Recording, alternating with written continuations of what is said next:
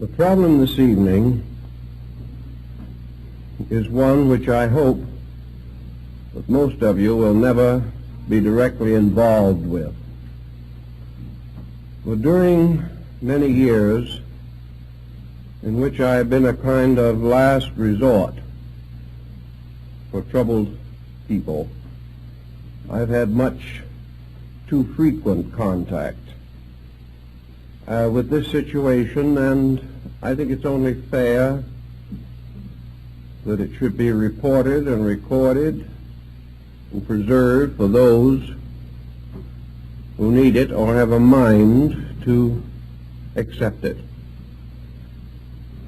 We all know that the human being is at great disadvantage in the presence of a mystery. We are able to handle the everyday occurrences with a certain amount of skill because we honestly believe that the adversaries that we face are known to us. We can measure our skill against theirs, and if need arises, we can run away and continue the struggle at some other time. But in a mystery, we are totally disoriented. The average person cannot function too much or too often in the presence of intangible factors. Even a little mystery arising in a family can prove to be most disorienting. Secrets are dangerous things because we have no way of fighting them. We have very little way of fighting gossips and poisoned pens and anonymous letters. They all involve certain elements of mystery. Things are intangible. We cannot face them and have it out. From the earliest time, man had more courage in the day than he had in the night. Even when he had his own private cave, this cave was a lot safer as far as he was concerned in the daylight than it was in darkness. After he built houses and put locks on his doors and barred his windows, he was still happier in the daytime than he was at night, because in night perhaps old boards would creak or something of that nature. Man became afraid again. In our modern scientific life, man is afraid once more because he is afraid of formulas which he cannot understand. He is afraid of tremendous energies which he cannot cope with. They are all mysteries to him. We are a little bit afraid of the minds of other people. We do not know what they are thinking about. We are afraid that they are perhaps planning some secret exploitation of our resources, whatever these things may be. Long ago, man passed through a terrible nightmare, a nightmare of secrets and of darkness and of magic, intensified by a great common belief in the power of evil. The demons lurked in darkness at old crossroads.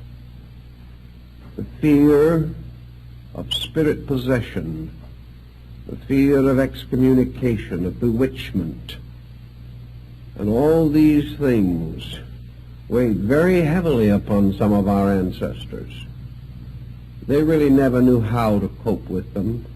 They died as much of terror as of the common ailments of the flesh. So when today we observe the long shadow of mystery reaching into our private lives, there is a certain anxiety.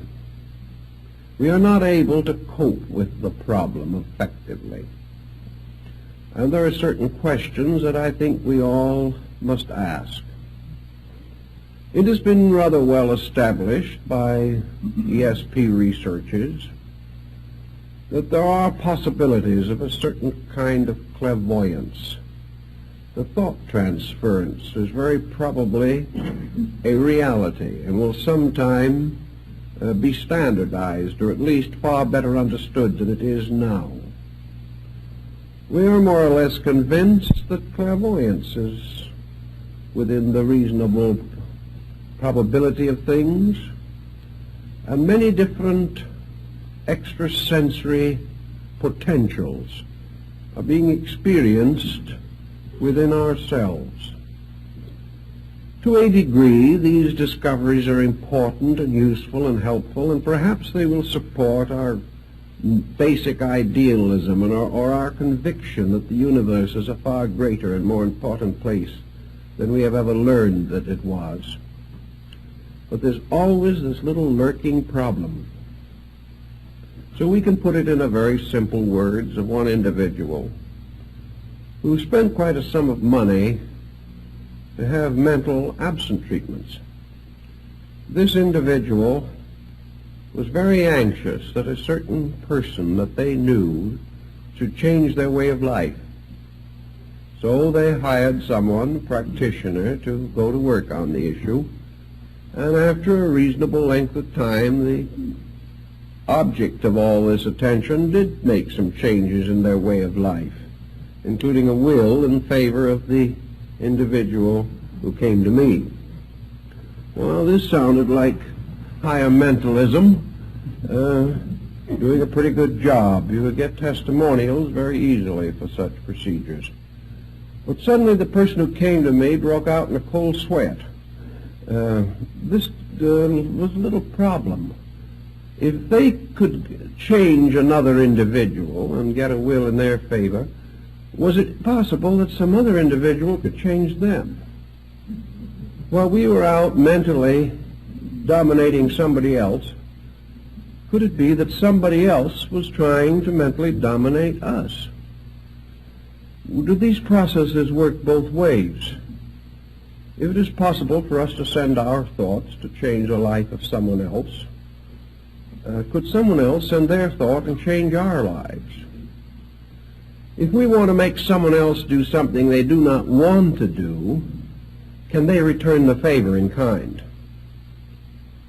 It is one of these things in which it was a good rule, but it shouldn't work both ways.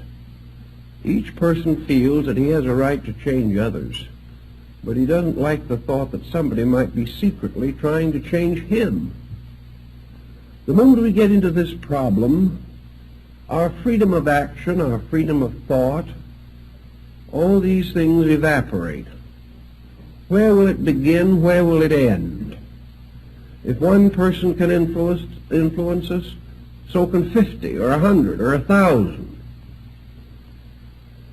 If one individual can cause another person to have a loss out of revenge or out of spite, can somebody else cause us to have a loss the same way? Like the old brouhaha. If we can pray our enemies to death, can our enemies pray us to death? It just doesn't look so well when we open this mysterious door between the commonplace and the unusual. We step immediately into a world, first of all, a region which we know nothing about. We have no background in our own experience to cope with these intangibles. All we have to work with is a tremendous tendency to fantasy in ourselves, an imagination that can get out of hand even with the commonplace, let alone the unusual, and a mind that has very little foundation in any form of essential courage or fact or reasonableness.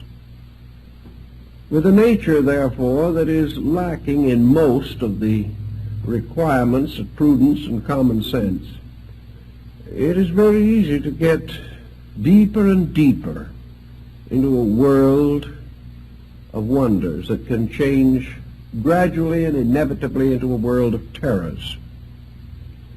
It is a rather dangerous situation for the person to suddenly leave behind the landmarks that he has and knows and depends upon and sail out into an uncharted ocean of mystical and occult possibilities.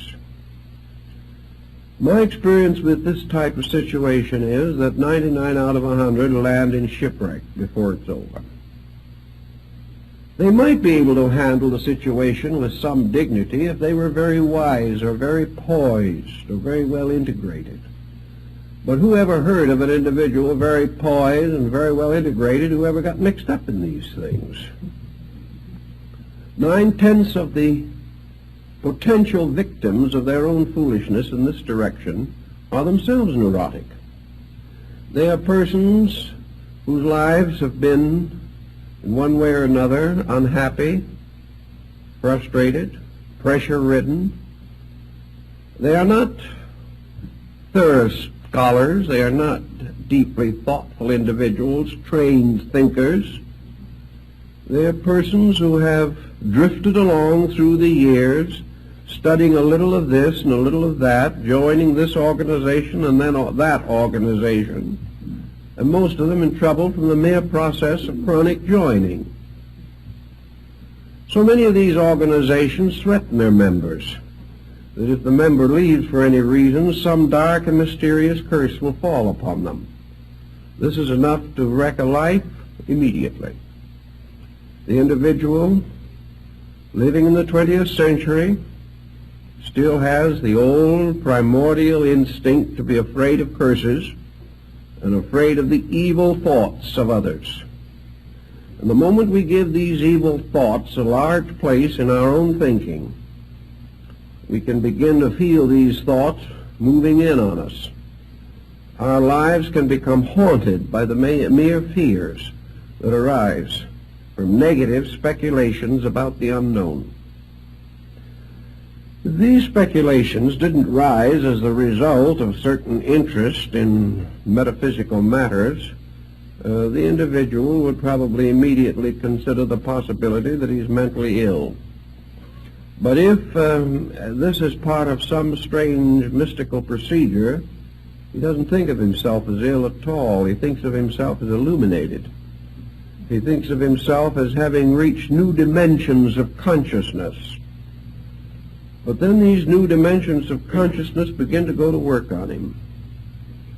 And before it's over, we realize that he has simply used this strange unknown as a catalyst for his own neurosis. So we can't too strongly recommend that persons be extremely cautious in trying to explore areas where their knowledge is simply insufficient.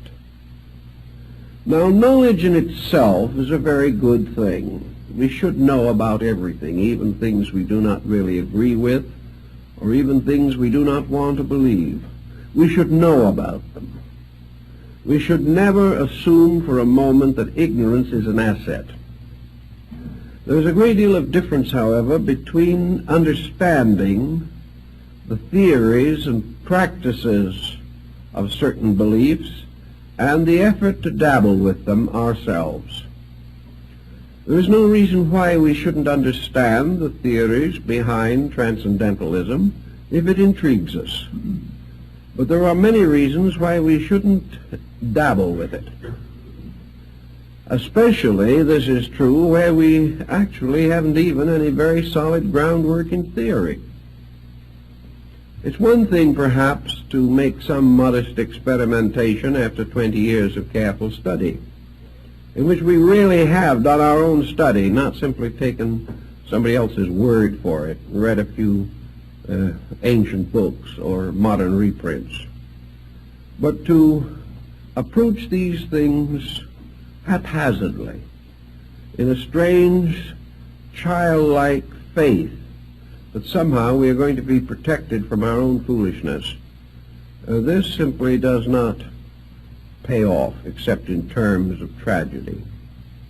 Now, one thing that's not too important at this stage of our thinking is whether all this weird and wonderful world is a reality or simply a psychological condition within ourselves. Whether all this magic is a psychic phenomena or a psychological phenomena is not perhaps so important at this point. Regardless of which it is, it has the same effect on us. And when we add to this a certain amount of coincidence, a certain amount of inevitable fortuity, we can build up a pretty strong case for things that can be very difficult if we're not careful. For example, we know that the average person who doesn't feel well will likely enough feel better tomorrow. A very large percentage of symptoms, as every doctor knows, are not very valid.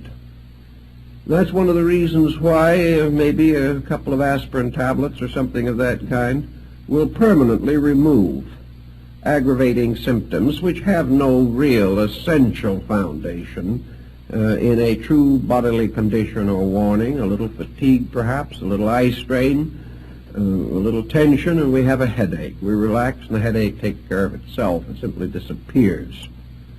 Now, in the same way, for hundreds of years, medicine made use of the bread pill and other simple formulas, the purpose of which was simply to cause the patient to believe that he had been given important medications, and the patient, completely relieved of his anxiety, got well. He didn't really need any medication at all. This is also the reason why so many patent devices during the middle of the last century were so successful, like the magnetic horse blanket and things of this nature. This magnetic blanket had absolutely no magnetism whatever associated with it, but thousands of people reported amazing and miraculous cures. They also announced tremendous results from various herb concoctions and swamp root preparations, the only medicinal element being alcohol. But naturally it gave a certain note of encouragement, especially if the doses were large and frequent. The individual, therefore, if left to his own devices, will very often feel better, at least temporarily. But if an individual who has nothing wrong with him except perhaps a little anxiety mechanism feels that he is being treated for this, that some other person is sending him powerful vibrations, he gets feeling better very quickly, just like he used to get feeling better on Peruna. There was a certain parallel here. And we come finally to really believe that people are doing a lot of these things for us or to us when we're really doing them to or for ourselves. But coincidence also comes in, plays quite a part in some of these things. I've seen it. And in a little while, we come to the conclusion that thoughts are very vital things, that we only have to send a few thoughts around and the whole face of common sense is altered. This goes on for a time. What ends is finally the individual becomes seriously ill with something, and perhaps by neglecting it in the hope of some other form of magical cure, reaches a point where he cannot be saved at all. These things have their mysterious negative factors that we have to watch for constantly. Because faith is a wonderful thing, but when it's put in the wrong place and the wrong things are believed in, it can be very costly in terms of health and happiness in life. One of the simplest examples of what might be termed magic that man has used from the very earliest time is prayer. Now, prayer can be a very wonderful thing for the human being. It has a tremendous potential for good. And yet so few of us can use prayer unselfishly. It is so hard for us to really be sincere, even in this. If we really believe that prayer is a power, then this power becomes the basis of a temptation of some nature. Power promises us things. And it's very hard to believe in power without trying to use it to our own advantage or to the disadvantage of someone else. I know people who have spent many years praying that misfortunes would come to another person. How we can do a thing like this in the name of God is difficult to understand, but it happens every day. We also have a great number of prayers in which the individual is asking God to take care of things he should be taking care of himself, not waiting for the infinite to step in and correct a commonplace situation that we should all be able to handle.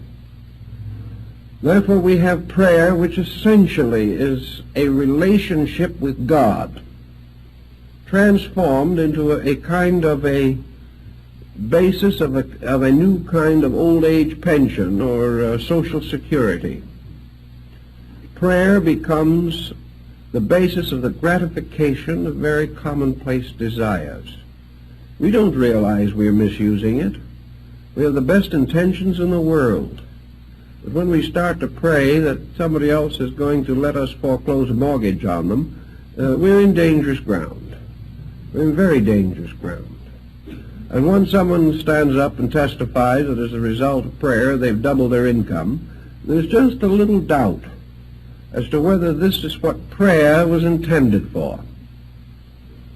Whether we really have a right to assume that some spiritual force in nature, a force which has as its primary concern the achievement of ultimates, the great infinite patterns of things, should be supplicated every time we have a headache or every time we have an appetite or a desire which we feel needs gratification. This type of use seems to lead us away from the essential integrity of life. And when we pray that somebody else shall be over-influenced in some way or another, what about the other person? What about the individual who lost money so that our income could be doubled? Did the universe turn on him for our benefit? Was our prayer a means of dishonestly acquiring that which did not belong to us? Most people won't even bother to ask the question. They don't care how it's fulfilled as long as they get what they want. But can we assume that the universe operates this way? And if we're willing to assume this, what happens to our own relationship with every problem of existence? The moment we take the honesty out of the universe anywhere, we take it out everywhere. Either there are principles and rules in this world, or there are not. And if there are rules, we cannot break them, and we shouldn't try. And if there are no rules, then our entire ethical life collapses, and we have no hope or no reasonable expectation of any kind of good end or constructive purpose in our own existence. The old Greeks brought this question under consideration, and one of them asked Pythagoras how a man should pray.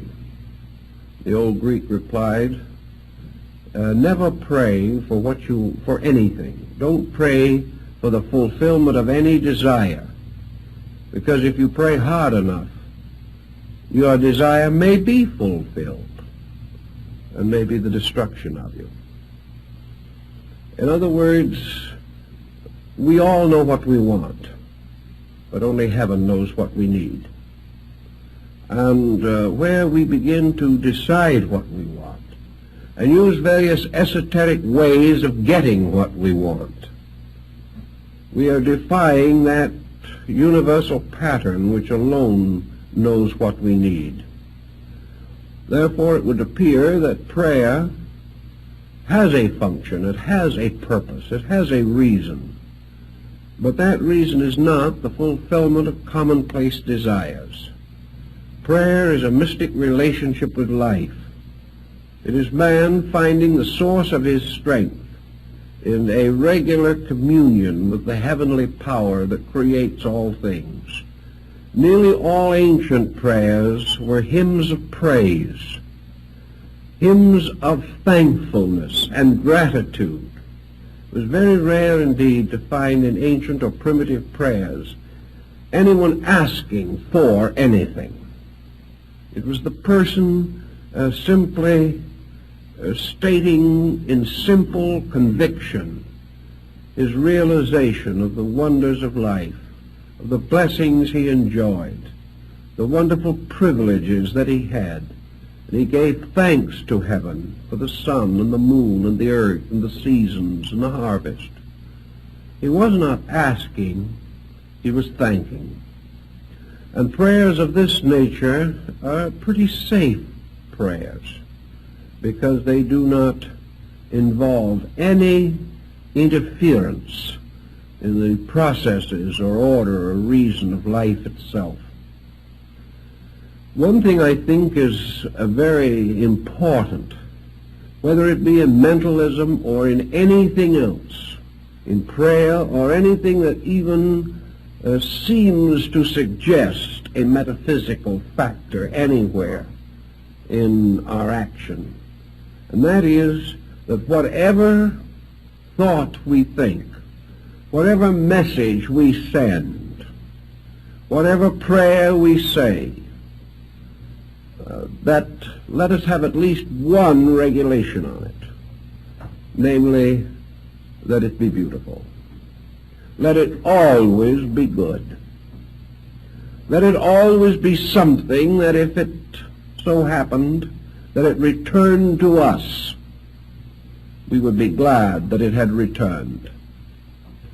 That there is nothing in it whatever that could be hurtful or harmful or evil. That we ask nothing of another person, exercise no influence over another person, except to bless them, to wish them well, and to hope them the strength to be themselves. Asking that they do nothing for us, or because we want them to, but asking only that they have the insight and the understanding to live true to their own highest principles. If we are very, very careful to keep ulteriourness out of our thinking, we do not have to live with the consequences of it sometime in the future. But just as we have taken every new and beautiful discovery that man has made and finally used it to hurt man, so even the most simple and beautiful and gracious thoughts that perhaps we start with all too often are twisted around to find some advantage for ourselves or disadvantage to others. In times of war, both armies pray for victory. This cannot be. In all the problems of life, we seek to call upon a divine aid for the advancement of some human concern. And this advancement is nearly always selfish. So another very safe rule in connection with all transcendentalism is to take the self out of it. I think this was the burden of Buddhism. Buddha, of course, lived in India. The Brahmins and Hindus of his time practiced magical rites. They called upon the gods, they invoked spirits, and they did many other things of this nature. Buddha warned against it, as also in Greece did Pythagoras. He warned against it on the ground that all of these rites and rituals had something to do with the gratification of man. That the individual wanted power, he wanted wealth, he wanted security. And even when he, Faust-like, bound some elemental to his services, as in the old legends, it was always in order to gain some gratification for his own ambitions or desires. One of the ways to take the blackness out of magic is to take the selfishness out of it. And in the ancient religions there was a kind of wonderful divine magic, the magic of illumination, the magic of insight and enlightenment. This mysterious and wonderful magic by which man seemed able at times to come into the presence of his God, to stand in the transcendency of the divine principle, to enjoy or to participate in a wonderful experience we sometimes called cosmic consciousness. This kind of a diviner magic, in which self plays no part, is one, perhaps, a form of the transcendent which may be permissible. But the rule, I think, is safe to follow, is that man is in danger whenever he is selfish. And the greater the skill of his selfishness, the greater the danger he is in. And if he uses any esoteric or magical means to gratify selfishness, then he is definitely practicing black magic. And black magic is a magic that perhaps is not so black in itself as that it opens the individual to the blackness of fear, opens him finally to a strange abyss in which he is captured in the very conspiracies which he would turn against others. There can be no ultimate security in anything that is essentially selfish. So when we pray, let us pray as selfless beings, praying for the common good, not even trying to define what that good is, but perhaps building into the concept of our prayer, our meditation, our contemplation, whatever it may be, that wonderful saying, a wonderful statement that seems to be so protective of all good. When turning to God in communion and asking anything of the divine, let us always include that thought, not my will, but thine be done. As long as we do not force will, as long as we do not impose our will upon purpose, as long as we do not stand arrogantly, because our will indicates our conviction that we know and we do not know, as long as we are not arrogant, much will be forgiven us. But in our arrogance, we pitch ourselves into adversity. Always, therefore, our own purposes, our will, our appetites, our instincts, our ambitions must be subservient to the great cycle of laws under which we exist. Man lives in a universe of cause and effect, under the great laws of causality and alternation and harmony and rhythm. Man should not under any condition build into his life any concept which would inspire him to violate law. He should not set himself against natural law. He should ask for nothing that he is not able to earn. And he should in no way attempt to force any condition in nature by which he attempts to evade that which is his natural and proper destiny.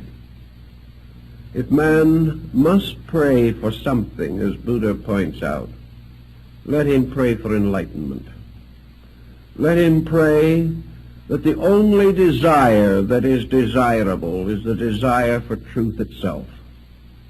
Not the truth we want, but the truth that is. Not the truth we prattle about day by day, but the truth of those infinite principles which we can only dimly comprehend.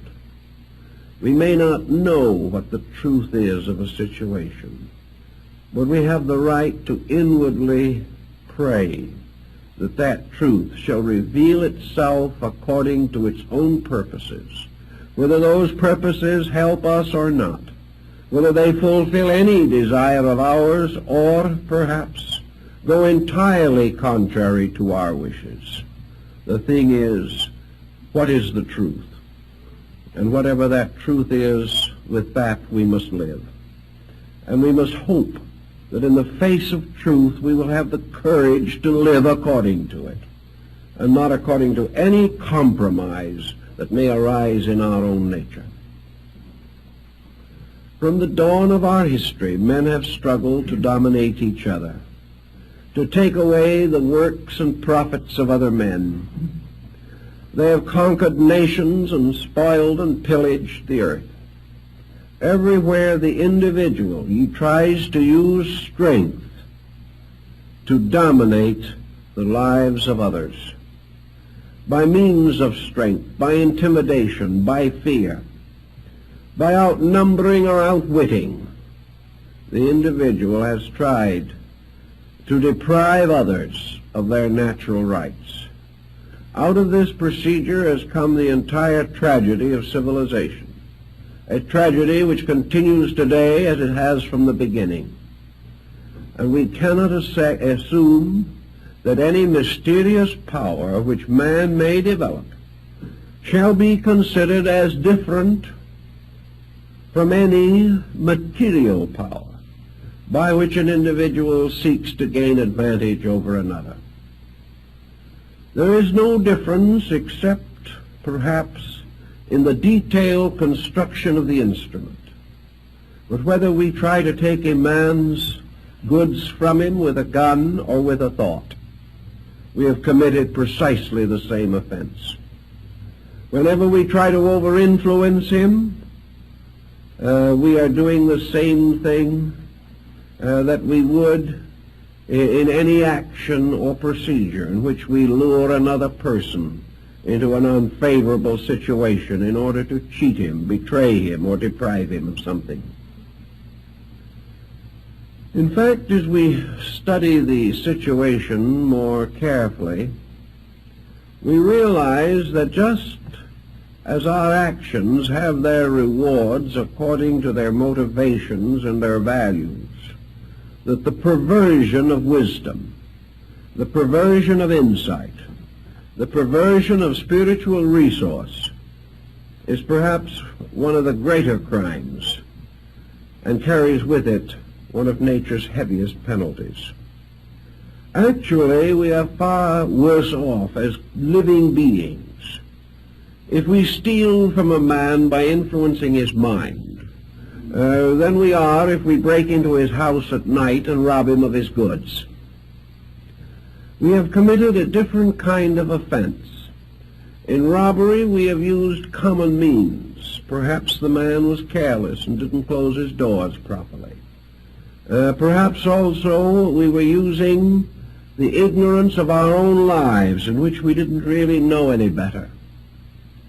But where we use anything that has to do with sacred matters, anything that has to do with the immediate presence of the divine in any of its aspects, we are committing a peculiar and terrible evil. Therefore, to pervert the mystical powers of meditation, concentration, and prayer, such perversion carries a far heavier penalty than that of physical robbery. We have now created a situation which has gone into our psychic entity. We have dabbled with something which can destroy life and reason in every part of our natures. Therefore, we must be extremely slow and cautious in this type of thing. Now, we don't want to spend our entire time pointing out all of these mistakes that people can make, because there are other phases of this situation, and we have to stop to consider the individuals who get into trouble who are absolutely sincere. Many cases that come along relating to psychic problems have not really their origin in any instinct to malpractice. They have many times their origin in the individual's desperate desire to grow. He assumes that growth means for him solution of something. He does have the one weak spot, the heel of Achilles, which has made it possible for him to get into trouble. In his desire to grow, he is usually looking for some kind of a shortcut. He is looking for some kind of a mysterious key that will open for him an understanding or insight otherwise not available. So he is really seeking just a little bit selfishly, and just a teeny-weeny bit dishonestly, but he doesn't know it himself. He assumes in this case that the end justifies the means. He assumes that illumination is the end to which man is intended, and that anything that contributes toward this is good, regardless of the detailed considerations involved. So we have the individual, and it doesn't make any difference where he is or what school he belongs to. Every religious, mystical, and philosophical sect has had exactly the same difficulty from the beginning of time. It is the person who really believes that the esoteric truths of life are some kind of a secret, and that it is possible to find the key, buy it, steal it, beg it, borrow it, do some way to get it, and that by means of this key we can suddenly, to borrow a phrase from alchemy, unlock the shut door of the palace of the king. That there is some way, a way in which spirituality can be wonderfully augmented within the individual by some methodology. And of course, years ago, we had a deluge of methodologies. Today, they are not so frequent, but there are some pretty intensive ones still left. And people are sometimes wrong in their judgment of these groups. They misunderstand teaching that is intended well, or perhaps the teaching itself is not well stated or well integrated and does not protect the student adequately. So we have a great many people who are in trouble simply because they are trying to be better than they know how to be, and that can get you into complications. This is one of the points that I have emphasized for very, very many years, that the average person cannot handle the development or release of so-called metaphysical values or factors or forces within his own nature. He does not know when a development is legitimate and when it is not. And he does not know where some type of mystical experience begins and some type of wishful thinking leaves off. He just does not know. He cannot really tell the difference between a vision and a dream. He has no way of knowing the difference. For that matter, he doesn't know the difference between a dream and a nightmare. There are many strange and difficult situations that the person cannot cope with. The moment his mind is separated from the commonplace, the landmarks about which he is reasonably certain, he wanders into a mist and mystery which he cannot evaluate. He really doesn't know what he's doing.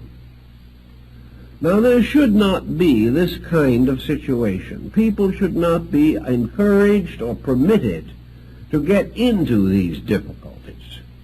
But we can't do very much about it now because the trouble started a long time ago. Back in the gradual collapse of classical culture, the various esoteric arts and sciences of the temples were profaned. These secrets were brought out, initiates broke their obligations, or some even under torture confessed or described things which they should not have discussed.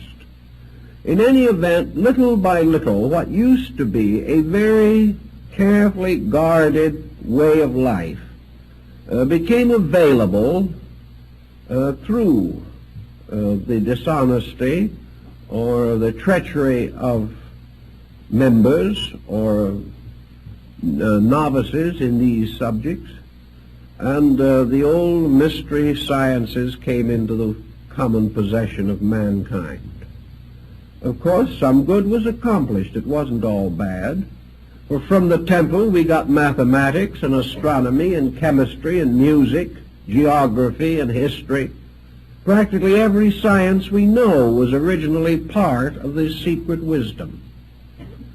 Those sciences which we could turn and apply to the common advancements of mankind have helped, but because they were advanced without the obligations of the ancient temple, most of the secular branches of knowledge have become utterly corrupted, and all knowledge is now used selfishly, whereas in the older times the obligations were such that the possessors of knowledge were bound to right use. This no longer exists as a general policy, unless the person by his own high morality makes a voluntary obligation. But some of the other more secret and mysterious arts were brought out of their ancient symbolisms and from the early sanctuaries of the mysteries. Pandora's box was opened. All types of psychic and magical phenomena came to be a little better known and a little better understood than was wise. But the great over-science of which it was a part, the great dedications to the temple which once protected it, the long periods of purification and preparation which once led to the revelation of it, all of these guards and protectors were lost. And the individual was in much the same condition that we were when we discovered nuclear fission and had in our hands the greatest power that man has ever materially possessed, and practically no ethical structure to direct the use of it. This was a situation that was rather serious. And as far as the private citizen is concerned, the esoteric arts are just as dangerous as nuclear fission. He can get himself into a private dilemma just as easily as the world could be forced into a dilemma by an atomic war. But without the guides and guards around these practices, we developed a whole series of popular systems by which the individual really tried, quite sincerely, to advance his own internal life. He was convinced that somewhere inside of himself was a God, a tremendous power, and that this divine principle within him was stronger than his personality, stronger than his mind and his emotions and his body, and that in some way there was a great security, a great sufficiency to be achieved if man could explore this inner nature of himself and come finally into union with the divine power, the source of his own being. Thus systems and schools were set up for the exploration of these secret processes. The theory was legitimate. The procedures were to varying degrees legitimate. Some quite definitely had strong good points. Others had very few good points. Many of the names that were used to identify these systems were ancient, honorable, belonged to great schools of the past. Some were out of fabrications and proclamations of the mysteries. Who knew? Who was able to tell which was genuine and which was not genuine? Not 1 in 10,000 who became involved in these various procedures. Everybody had to believe somebody, and most people believed the wrong people. So we had more trouble.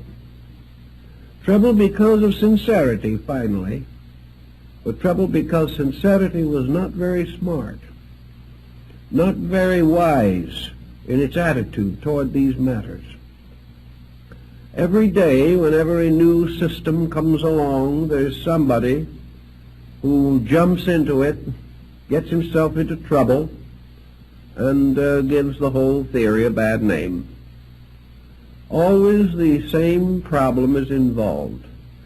Every great system of enlightenment the world has ever known has accepted the essential inevitability of universal law. The great disciplines of the mysteries were based upon the law of cause and effect, just as much as the most common occurrences of living. And all of the great steps and stages of the development of man's inner life, these degrees of development were the results or effects of causes, and the causes had to be right, and they had to be exact, and they had to be complete, or the effects would not be what was required or expected or hoped for. So in the whole theory of man's spiritual growth, all growth arose from the unfoldment of personal integrity. The beginning of all mystical discipline was the purification of the individual's life. Purification did not mean to imply that the individual could get nowhere unless he was spotless.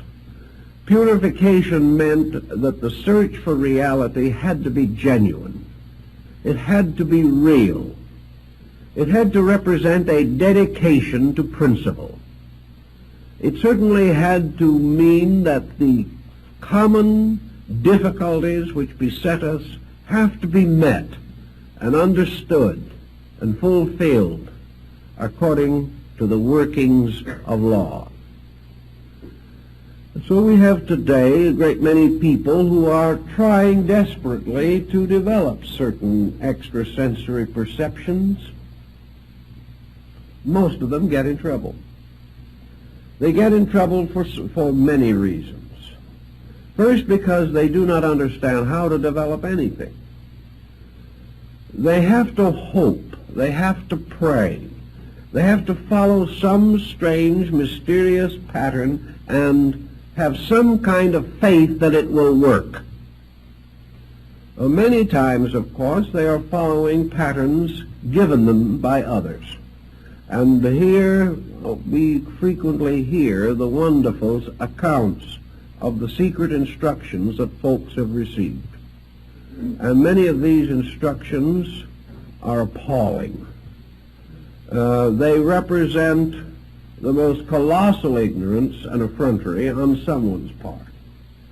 I've checked a great many of these wonderful revelations of how to develop extrasensory powers, how to become an adept in 5 or 10 lessons, how to look through solid walls and see what's going on the other side, how to multiply the family fortune, make friends, influence people, dominate situations, almost anything you want.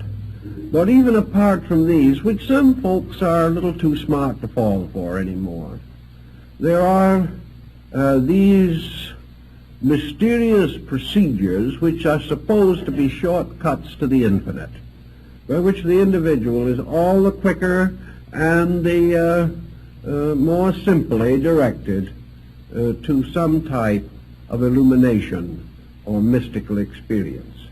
I have tracked down a great many of them. Sometimes they're in pamphlets and literature, sometimes they're carefully guarded secrets, communicated only from one person to another under the most direful obligations.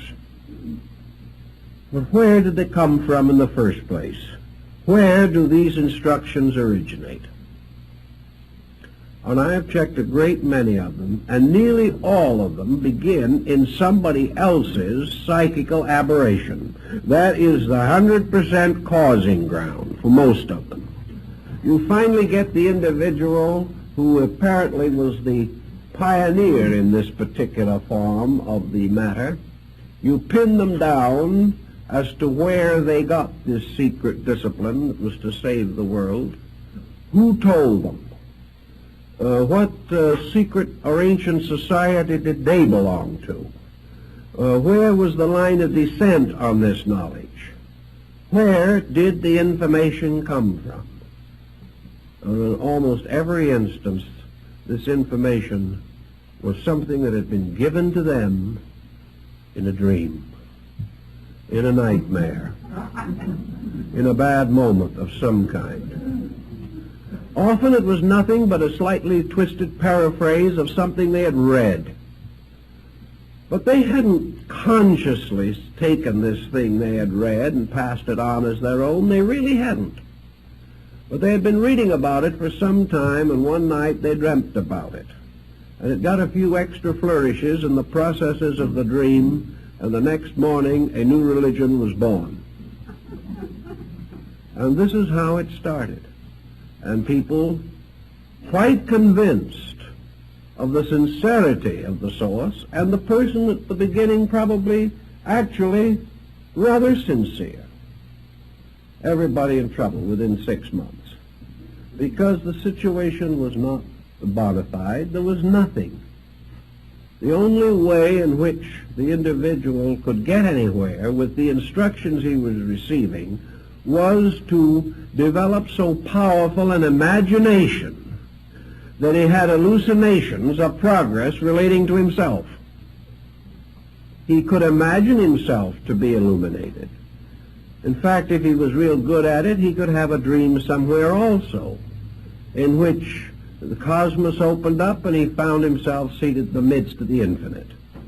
But the whole thing ended up in a dream. It ended up in a strange, negative, psychic situation.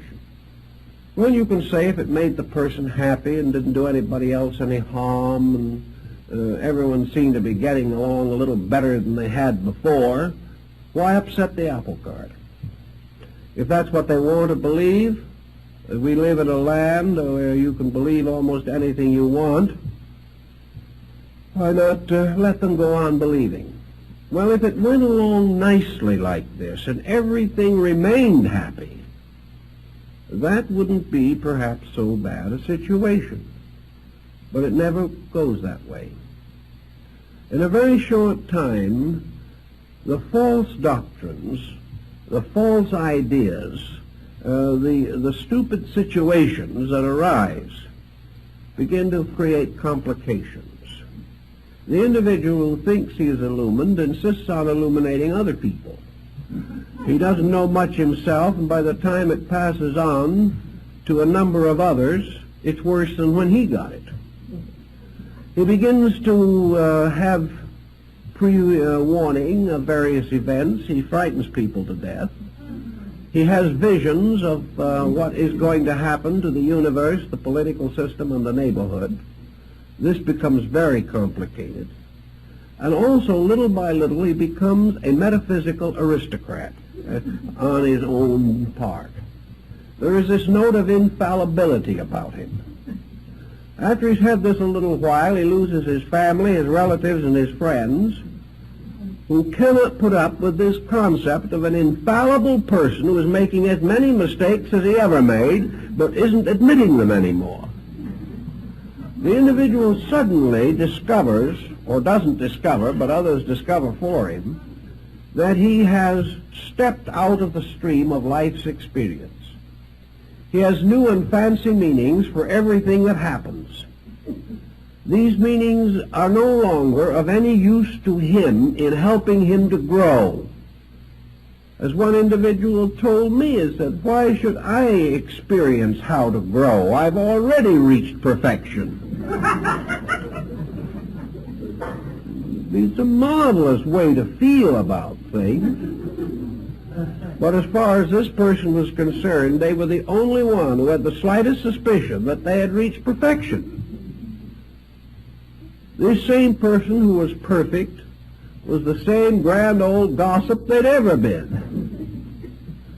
This person had the same antagonisms, the same prejudices, the same fanaticisms that they had always had. Their temper was just as bad as ever.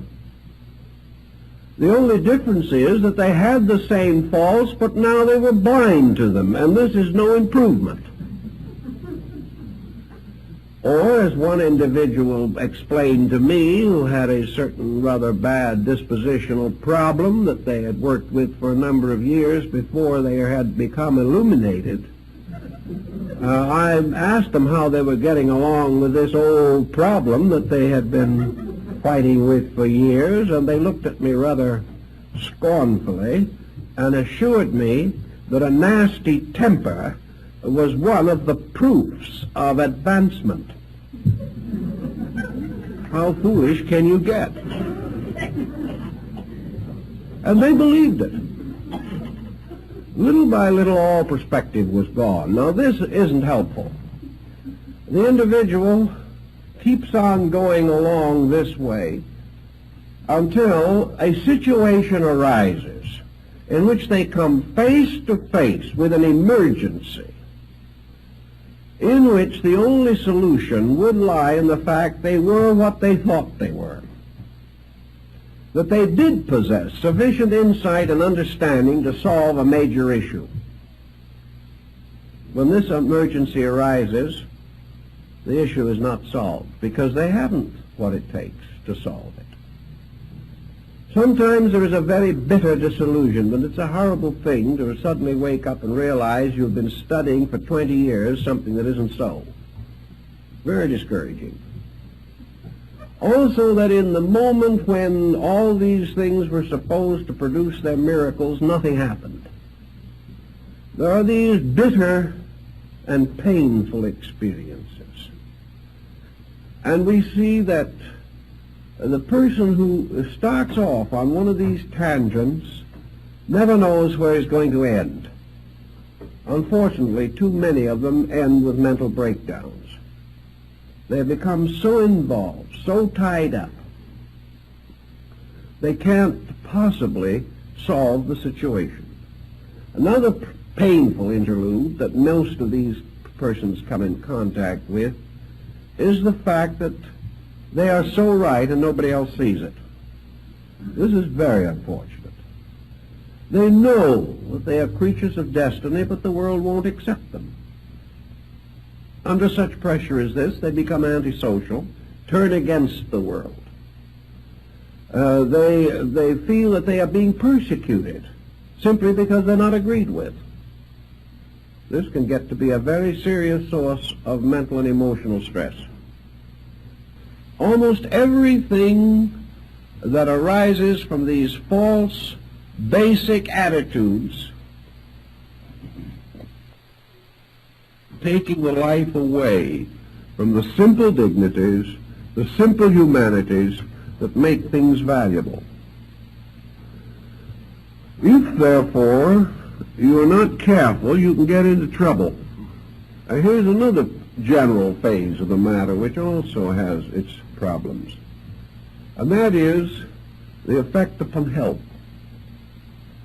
We've spoken about a little about the emotional and mental stress of these situations. Now let's speak about the physical, the possible damage that is done physically as a result of some of these procedures. Nearly all metaphysical practices involve a certain amount of stress.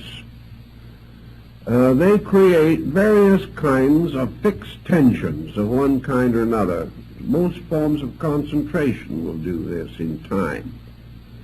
The individual, whether he realizes it or not, subjects his nervous system, particularly the autonomic system, to a tremendous amount of stress. The moment confusion is set up in our relationships with life, the nervous system begins to flutter. Because the nervous system is very close to fear, anxiety, uncertainty, unreasonable hope, and the ups and downs of 1 minute of despair and the next minute of exaltation, the individual believing everything one moment and nothing the next moment, more or less disoriented much of the time, and becoming more and more hypersensitive, more and more defensive, because he is increasingly misunderstood by everybody else. little by little his life becomes miserable, unhappy, unadjusted, tension-ridden, stress-torn. And in a very reasonable length of time, the physical situation begins to reveal itself.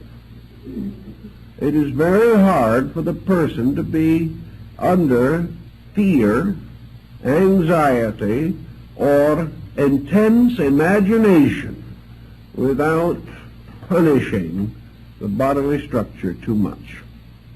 So these people begin to experience lack of normal body functions. Respiration may become erratic. Various forms of tachycardia may develop. Elimination may get very bad. And most of all, we have the person who develops what I have often referred to as psychic flutters. This is an ailment in itself which is almost uniquely due to psychosomatic symbolism. It is the gradual development within the personality of strange, unexplainable miseries, as we used to call them, particularly in the Deep South. They were often referred to as miseries, sometimes a little further north as agonies. But in any case, they were difficulties. Most persons who have these psychic problems report strange feelings. They report motions moving inside of them, something like nerve filaments crawling under the skin. They describe something resembling the grand symbolism of the metaphors. Almost any mysterious, eccentric, uncomfortable, distressing feeling. They will have all the cold chills and hot flashes there are in the book. They will feel things moving up and down their spines, think their eyes are crossed, have trouble in swallowing, strange, mysterious moving migraines in various parts of the body. They will develop symptoms of arthritis one moment and of arteriosclerosis the next. They have many of them. But they are suffering from palpitations, flutterations, and everything you can think of. And they are sure, almost certain, that these different things all indicate the presence of some kinds of strange entities that are creeping up at them when they're not looking, scratching them when they're trying to relax, whispering unpleasant words into their ears when they're trying to sleep, tormenting their rest with dreams and visions that are not nice and not pleasant, and creating every kind of a nerve reflex that people do not enjoy. This is a very common group of symptoms. I could list hundreds of related symptoms in this area, but I think we have summed it up sufficiently to point out the general theme. To these people, all of these symptoms seem to signify the presence of some other entity, being, force, nature, or substance affecting them. Perhaps they think that some of these mysterious feelings are other people's thoughts bouncing off of them, or something. But as always, this type of thing begins to develop. I think the real answer to it is a gradual psychosomatic transference of total confusion. The individual has lost completely orientation. And perhaps we can imagine that the nervous system, under such complete psychic breakdown, simply loses its own rhythms and its own orderly processes, and begins to take on some similitude of the prevailing lack of organization and integration. In any event, we find that a large amount of psychic phenomena ends up with this. Sometimes it gets so bad that there seems to be very little you can do for it. The one thing that might help you can't do in the majority of instances, and that is get the individual to change his own mental habits. By this time he is so convinced that he has no power over the situation that all he wants is a sorcerer to get rid of demons for him. He doesn't have any realization that these symptoms indicate the breakdown of his own natural integration. He is not mentally ill. He is physically disturbed, symbolically. All the mysterious doubts and wonders and hopes and anxieties that developed psychically are now playing themselves out nervously in the functions of the body. And this is an unpleasant thing to have happen. And the moment anybody feels any of these symptoms, stop worrying about what other people are doing to you and start organizing your own resources as quickly as you can.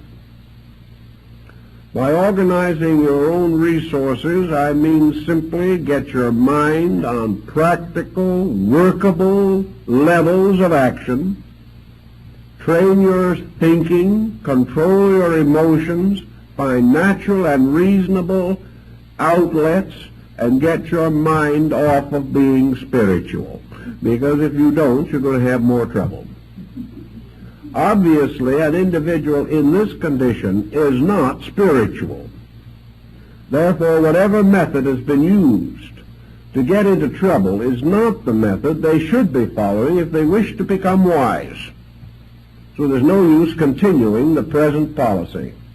It is obviously wrong, or the individual wouldn't be in trouble all the time. This, again, is a problem that affects good people. People who have tried very hard, but who have lost a certain sense of security. They have been thrown out into a universe that is too big for them, and they weren't smart enough to swim to shore as quickly as possible. And most of these people must learn to swim to shore and to start all over again in the effort to establish a basic groundwork for self-improvement. We often find that other factors do contribute to this situation. Nearly every religious organization and most people involved in them become gradually more or less unnatural in their personal ways of living. They get into trouble this way also, unfortunately. We have all kinds of trick diets. We have all kinds of special exercises.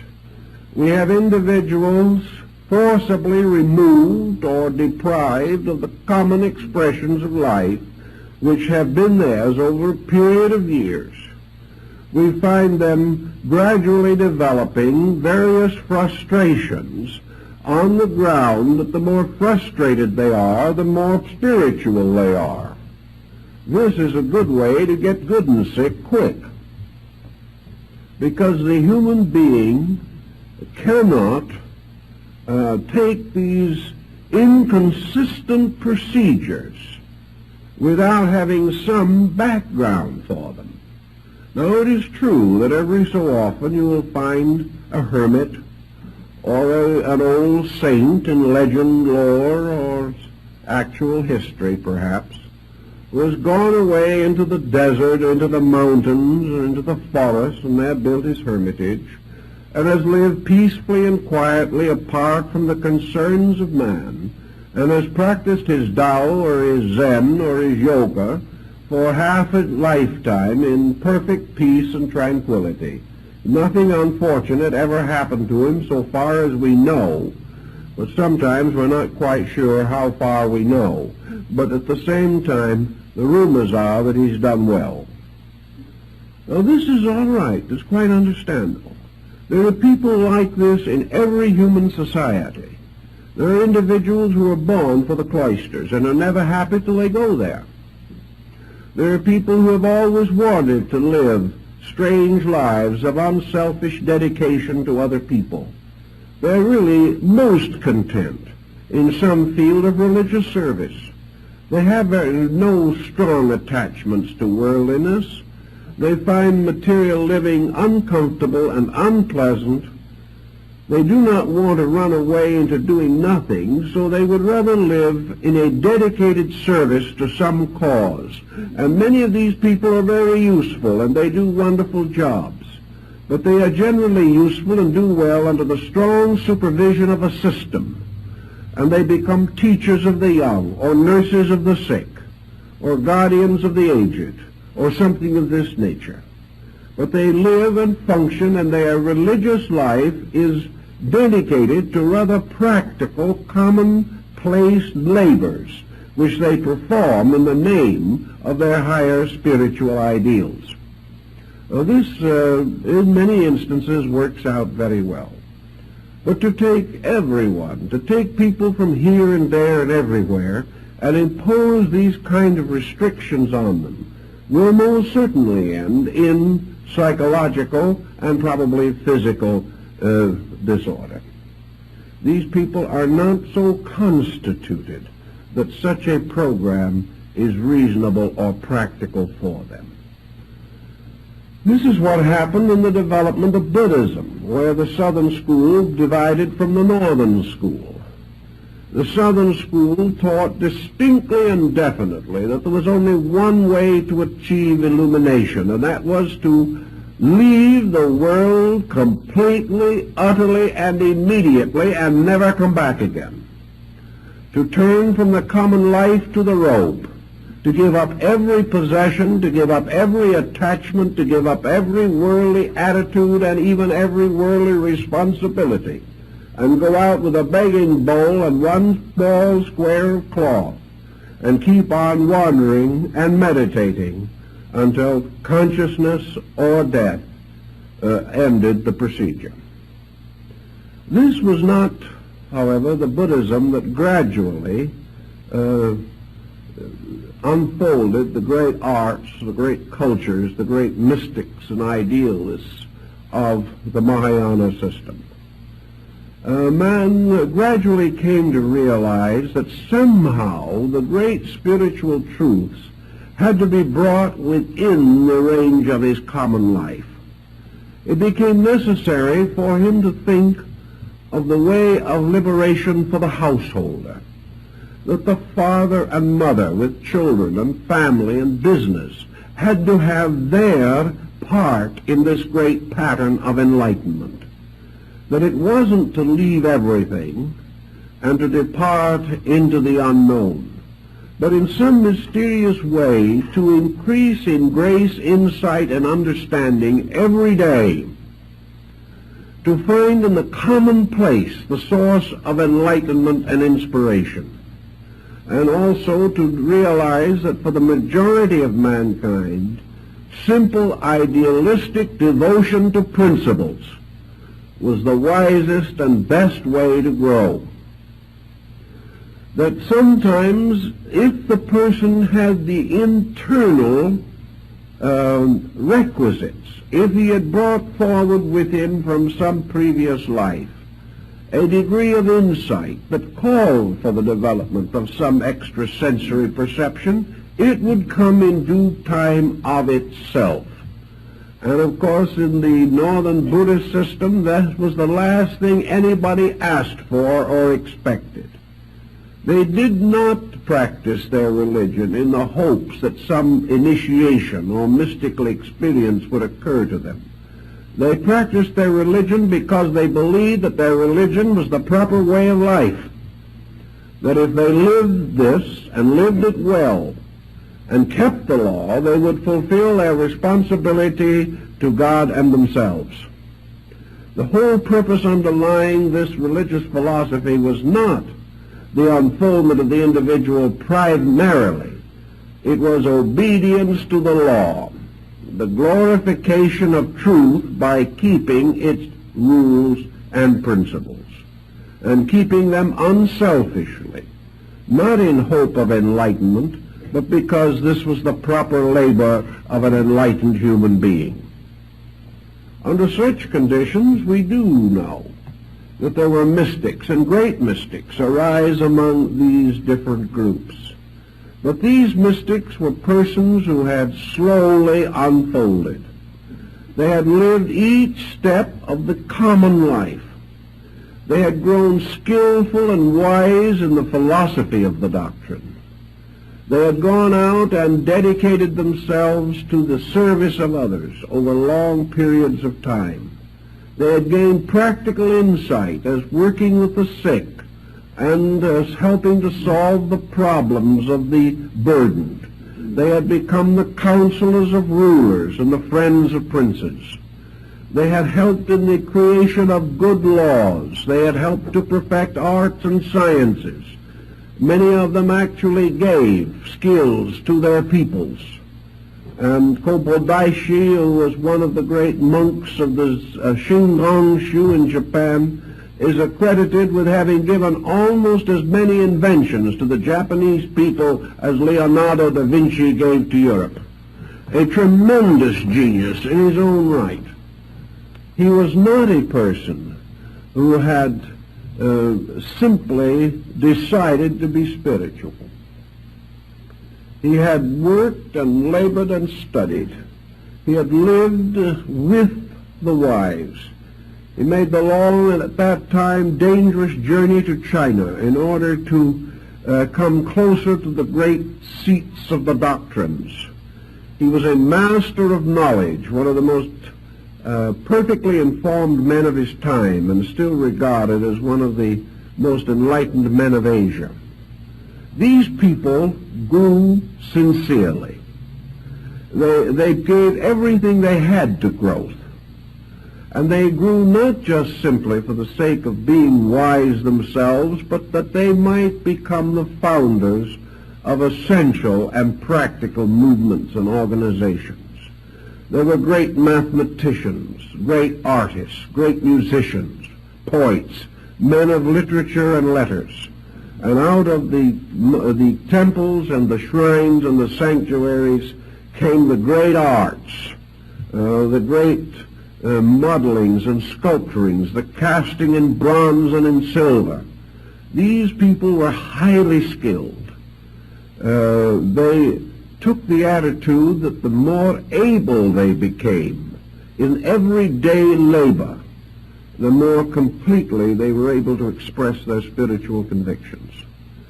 So that they worked with the law. They became better, realizing that the reward of being better is to know more. The reward of greater daily virtue is enlightenment. That there are really no tricks in this thing at all. By the time they reached the point, as in Zenshu or in the Shingon-shu or Tendai-shu, where certain esoteric disciplines were recommended or given to them by their teachers, these disciples were so well grounded in every principle of ethics, in their knowledge of the universal structure and the operations of all the laws of nature, that it would be virtually impossible for them to make a mistake. They had all the groundwork in, all the principles thoroughly established. Usually in Zen, not much of an esoteric nature was divulged under 20 years of discipleship. And that discipleship was more rigorous than anything that we can imagine. It was constant self-analysis, the breaking down of every illusion and delusion in consciousness. And by the time the disciple was ready to go on, he had truly cleaned his own inner life. It was well disciplined and well ordered. People that have this degree of insight can probably be trusted, and you seldom if ever hear of anyone in this type of level of activity who ever perverted what he knew or contributed to the corruption of anyone else. These people knew, and they were able to use their knowledge wisely. What we are worried about constantly and stricken about so often is the dabbler, the one who really tries, but simply doesn't even have a comprehension of what he's trying. To him, a few lessons and a couple of books, and he's well on his way to nirvana. It just doesn't operate that way. This does not mean, however, that the individual cannot grow. He can grow continuously.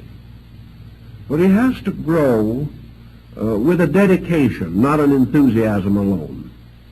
He has to grow along the line which is the most difficult of all forms, and that is self-discipline and self-control. I know more people who have tried to be spiritual without taking hold of their own lives. They can do almost anything you can imagine except what they should be doing, and that is controlling and directing their own conduct. These people are perfectly willing to devote a great deal of time to wandering about the cosmos, but they cannot be patient as people. They do not know how. They cannot really be thoughtful.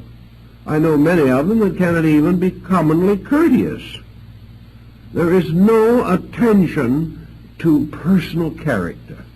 This is something to be left behind, to be hurdled, to be considered fit only for persons of less spiritual insight. There is no spiritual insight apart from character. There is no safe mystical experience apart from character. There is no possibility of man exploring the inner universe of value safely unless his own integrity is completely established.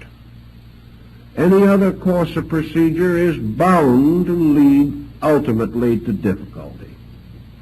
And because no one but the individual himself knows the degree of his insight, each person has to come to some way of judging these things. You cannot tell him that he isn't ready. He will keep on going around until he finds someone else who tells him he is ready. And this goes on because the person wants to believe that he's on the verge of enlightenment. He doesn't want to be told he hasn't started yet. So you can't convince people against their will. And yet, because of this peculiar type of religious thinking that has developed, people just get themselves into trouble and have no way out. And by the time they realize the degree of their trouble, the very persons who got them into the trouble can't do a thing for them. So they wander about, hoping for someone who can perform a miracle and rescue them from the dilemma into which they have gotten themselves. By this time, perhaps they do have a little experience. It will serve them in good stead in due time, but at the moment they're in a very uncomfortable state about the whole thing. So we can only profoundly warn the individual that when he starts dabbling with mysterious things, he must either have the consciousness to handle these things, or he should leave them alone. And no one who is frightened out of his wits by every psychic wind that blows is in a condition to handle the problem. No one who has to seek help is in a condition to handle it. Therefore, if this situation seems to be developing, there can be only one answer. Get out of it as quickly as you possibly can and get your feet back on the ground again.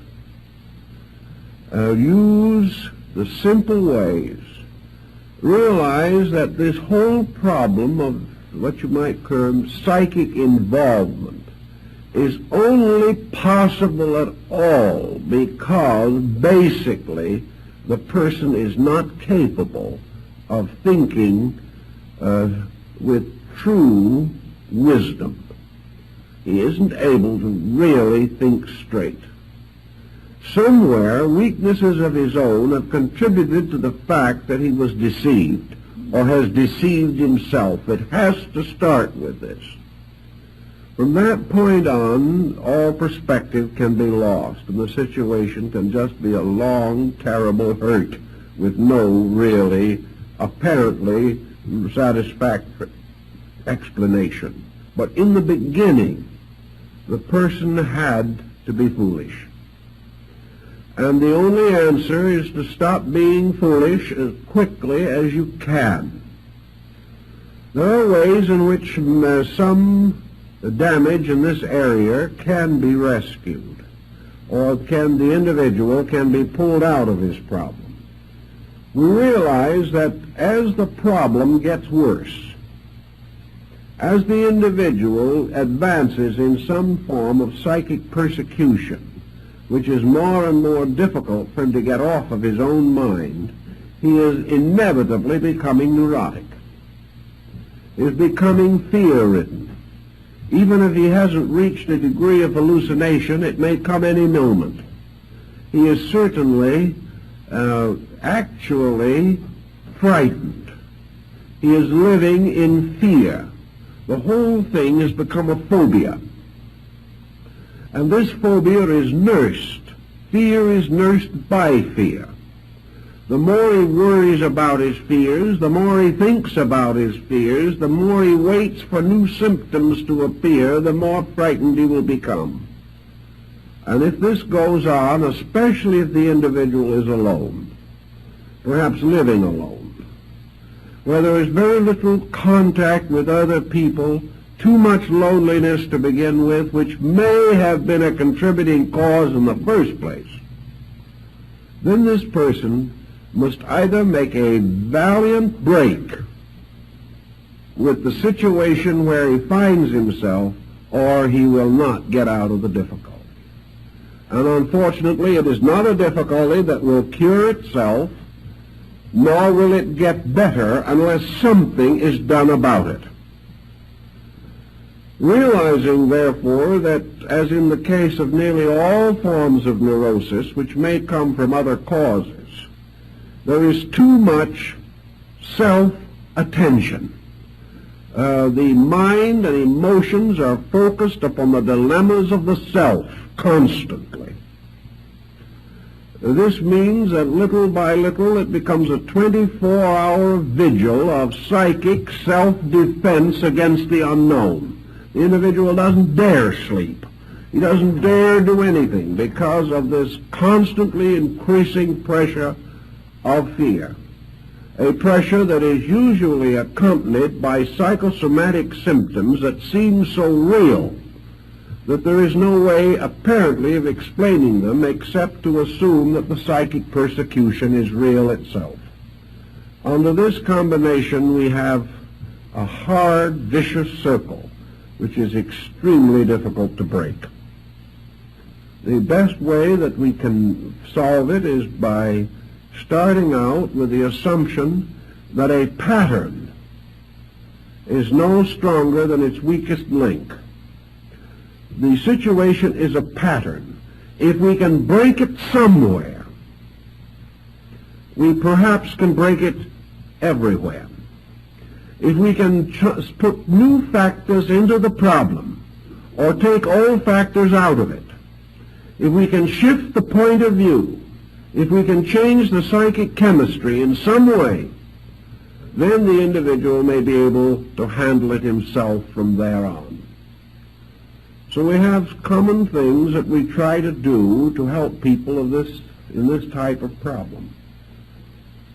We try to find out anything that they are doing that is unnatural, unreasonable, or likely to contribute to the trouble.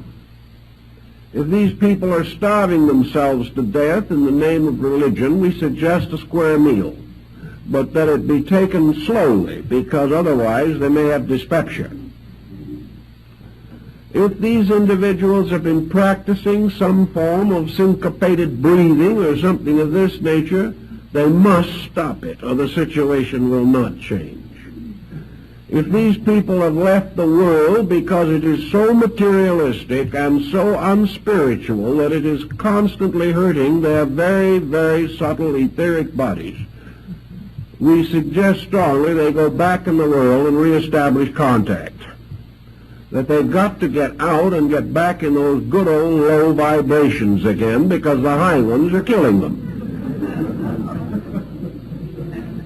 If these people have no interest in life whatsoever except waiting for the next psychic phenomena, we strongly recommend other interests. And we particularly recommend some form of activity which disciplines. If these people are retired on an income or are divorced and living on alimony and don't have to work, they're in a especially bad spot. These people have to decide that they have to work. They have to come to the conclusion that no matter what they have or how much security they enjoy, they will destroy themselves if they are not usefully occupied. We find then the importance of these people training some part of their natures. And the result shows how badly this training is needed, for so frequently these people are completely unable to take up any line of self-discipline without a massive struggle. These individuals cannot go back to school and take some adult education work. It's too monotonous. In other words, they cannot say to themselves, I expect to do this and I will do it. It's part of the very evidence of the trouble they got into. But you've got to get them out of it. They have to have new interests, new activities, practical outlets. They have to take up studies. They have to discipline themselves. If you want to play the piano, you discipline yourself. If you're suffering from a bad psychological or psychic condition, if you're unable to control these vibrations that may or may not be entities, it is simply because of lack of discipline. If you will discipline yourself somewhere, it will show all over you. Therefore, if we can get this individual who has never made up their own mind clearly on any subject in their entire lives, but who thinks they're just on the suburbs of heaven, if you can get this individual to go out and study music for 5 years, doing scales for the first 3, and insisting that their own hands and their own minds will do this, or if you can get them into a group of Sumi painters and make them learn to make circles and bamboo joints on paper with black ink for 3 years before they're allowed to put a leaf on them, these people get well. Why? Because they have suddenly learned that they can make their minds and emotions do what is required of them. The person becomes positive. He has some accomplishment. He has some ability. It usually takes from 1 to 3 months for discipline to become a fascinating thing. The first 2 or 3 months it is drudgery. But if a person really has some qualities within his own nature, he will develop a growing interest in the new things that are of interest or value to him. So if he can hold on for 2 or 3 months, the subjects will probably take over a large part of his habit mechanism. He will then go on and find that he has learned how to learn. If he will do this and gradually develop disciplines, he will then be able to turn these disciplines to the direct problems that are probleming him. He will be able to turn these disciplines to fear. he will find that he is able to control fear in himself. He will be able to control his own spiritual ambitions and realize that he's probably not quite ready for nirvana. He will be able to recognize that it is possible for him to go home into an empty house, perhaps, and build there a world of interesting values because he has become an interesting person. It is from ourselves that the environment in which we live must radiate. If we are negative, the environment is negative and afflicts us. If we are dynamic in ourselves, the environment in which we find our daily living becomes itself a dynamic source of inspiration. Everywhere the individual achieves his spiritual integration by becoming master of his own instincts, appetites, impulses, and fears. So if we can create in the person new interests, if we can cause this person to become more concerned over someone else than himself. I've known 2 or 3 cases of this spiritual problem in which the individual was suddenly transformed by an unavoidable responsibility. They suddenly realized they had a duty that had to be performed. They rose magnificently to this responsibility, and the psychic problem vanished instantly. But there has to be something bigger than our fears. If we start correctly with our philosophic growth, truth is always bigger than our fears. But too many people live in a universe in which truth is lost. The moment we stop believing in forces of evil persecuting us for no reason, we have betrayed our own faith in the universe. There is no other answer. But we do not know this. We can't think it through anymore. We have lost our perspective. We are simply hurt. And where we are hurt, there is no justice. We have to restore these values. We have to straighten them out and build again a pattern of positive conviction on which we can live. If we can voluntarily reassume responsibilities that we have attempted to avoid, this will also help. It's like the young man who comes in to me and he says, I'm not getting any discipline at home. I'm now graduating from high school.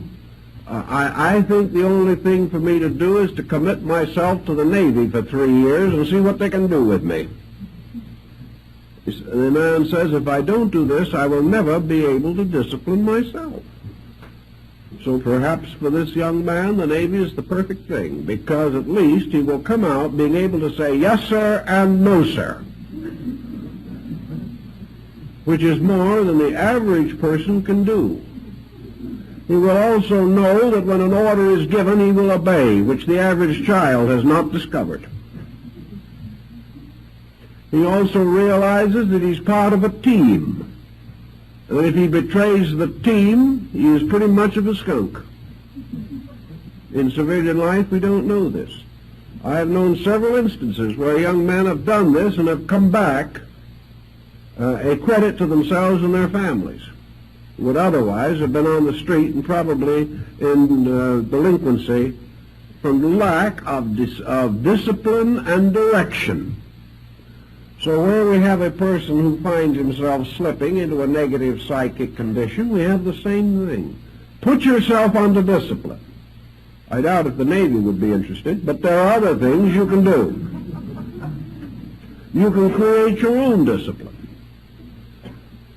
And you can say to yourselves, if I fail in this, then I know for certain just how weak I am and how far I am from the thing I think I am. Get these things very straight and very firm in ourselves, and we can generally defeat this psychic problem even after it settles in. But we can never defeat it by trying to use magic against magic. For the bigger the invocations and formulas and charms we make, the bigger the other side makes. And if we have the super charm, they have the super charm, and so it goes on to infinity. Because we are dealing with a thing so abstract, so elusive in its own proportions, that we really never know whether we have one or not. Under these conditions, the only answer is to take hold of the matter. If you're not in that kind of trouble, stay out of it. And be grateful that it has been your wonderful privilege to be able to grow without seeing things. If you are seeing things, either have your eyes attended to immediately, or begin to dig into basic systems of thinking that are going to give you a dynamic, vital, meaningful pursuit in life. And under no conditions, if you are miserable, unhappy, defeated by life, run to some form of psychic phenomena for escape, because it is escape only into misery. If you can keep these thoughts rather clearly in mind, I think you will realize why it is not good to dabble with this sort of thing. From an experimental stage, it is very foolish. It is like experimenting with poisonous serpents, or experimenting with some deadly material that is liable to explode in your face at any moment. Do not experiment. Do not play games with life. But realize that if you really want to make philosophy your journey, as Plotinus said, build a solid knowledge supporting a well-disciplined, well-integrated character. Then as you naturally grow and properly develop, any spiritual graces that you may require for your proper growth will be added unto you in due season. In this way, you won't have any trouble. Thank you very much.